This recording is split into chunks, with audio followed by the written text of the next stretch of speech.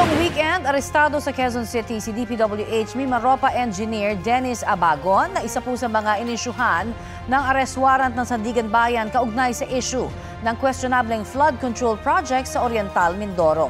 Kit niya, wala siyang ginawang masama at ginawa lang niya ang kanyang trabaho. Balitang hatid ni John Consulta.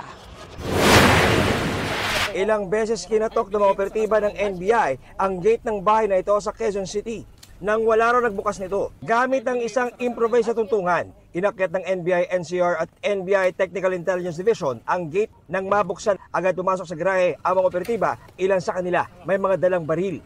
Para yung RAM natin, battery RAM. Nakadakang pinto ng bahay, kaya gumamit sila ng battering ram. Hanggang sa nabutas ang pinto at napasok ng mga otoridad ang bahay. NBI!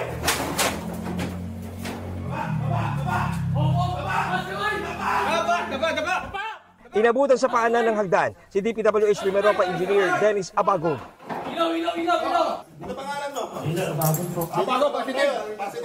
Siya ang kauna-unahang nahuli na may warrant of arrest mula sa Sandigan Bayan para sa mga kaso malversation of public funds through falsification at 2 counts of graft para sa umano'y substandard na road dike project sa Nauhan, Oriental, Mindoro. Inaresto rin ang isang lalaki at isang babae na kasama ni Abagon sa bahay. Sabi ng NBI, kakasuhan sila ng obstruction of justice. Sinubukan silang kunan ng pahayag ng GMA Integrated News pero sinabi nilang hindi raw muna sila magsasalita. Nakuha kay Abagon ang kanyang backpack na puno ng gamit, gamot at mga cellphone. Isa sa mga napansin ng NBI, TID at NBI NCR nung sila pumasok na dito sa bahay ay itong mga bintana, mga kapuso, pansinin nyo, no?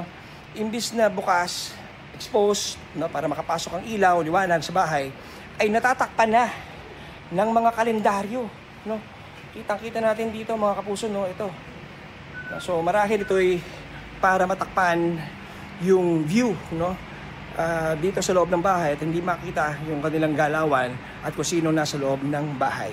Ayon sa NBI, maaring itong mga gamit daw na ito ay burner SIM at burner phone na sa pagnanais nitong si Director Abagon or Engineer Abagon na makaiwas sa trace o para hindi matetect bago yung kanyang SIM card at hindi malalaman na siya pala yung may gamit ng number na yun.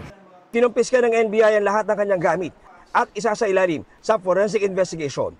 Sabi ng NBI, una sila nagpunta sa address ni Abagon sa Cavite pero wala siya roon. Naaresto ito sa bahay sa Quezon City na ayon mismo kay Abagon ay pagmamay-ari ng isang politiko pero tumanggi siya na pangalanan nito. Susubok naman talaga. Yung inabutan ba kayo ng NBI, pasok na kayo? Pasok na kayo? Hindi po yung pagpaparang ano ako, tatakas. Hindi ganoon. Wala naman akong ginawang masama po. Ginawa ko lang naman po yung trabaho. Can you say, sir, kung kumita ka kayo dito sa mga flood control projects? Yun lang po ang gusto namin. Kaya yung fair trial. Kasi nagtatrabaho lang naman din kami. Dinala si Abagon sa NBI headquarters sa Pasay para sumailalim sa booking procedures. Ayon kay NBI Director Attorney Angelito Magno, patuloy ang kanilang paghahain ng arrest warrant. Patuloy rin daw ang paghahanap nila kay Zaldico na batay sa huling impormasyon ni DILG Secretary John Vic Rimulya ay nasa Japan umano sa mga nakalipas na araw. Pinuntahan din ng mga pulis ang bahay ng iba pang mga may arrest warrant sa iba't ibang lugar sa Albay pero wala silang natatandaan doon. Sabi ng NBI, iimbestigahan at kakasuhan din nila ang mga mapatunayang nagkakanlong sa mga may arrest warrant.